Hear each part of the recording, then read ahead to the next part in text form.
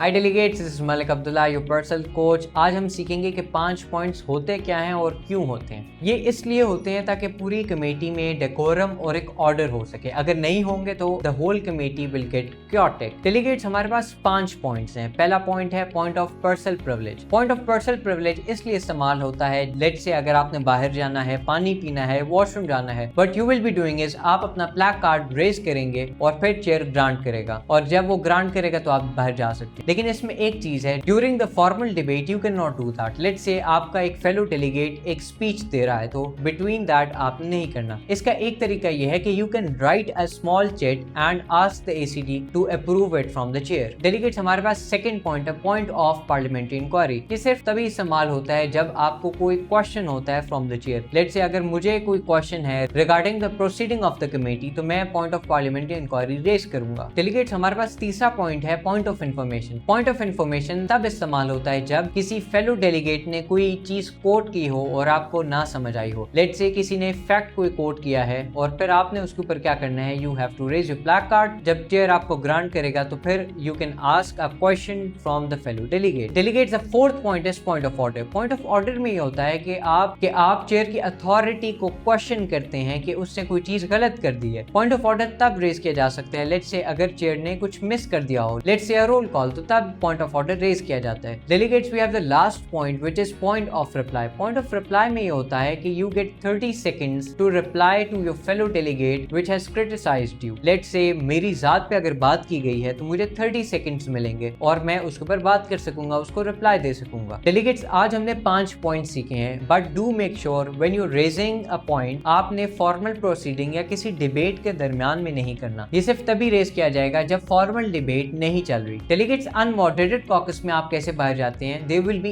ACD present in the committee. You have to go to him and then you can ask that particular point and then he will be granting you. A lot of delegates do a similar mistake, और वो mistake ये होती है कि वो point of reply को ये समझते हैं कि let's say आपकी country को criticize किया गया है तो you can not use point of reply। सिर्फ point of reply तब use किया जाता है जब आपके character पे बात की गई हो। अगर मेरे character पे बात होगी सिर्फ तभी point of reply use होगा। Delegates, इतना ही था, बहुत शुक्रिया। This is Malik Abdullah, your personal coach, signing off.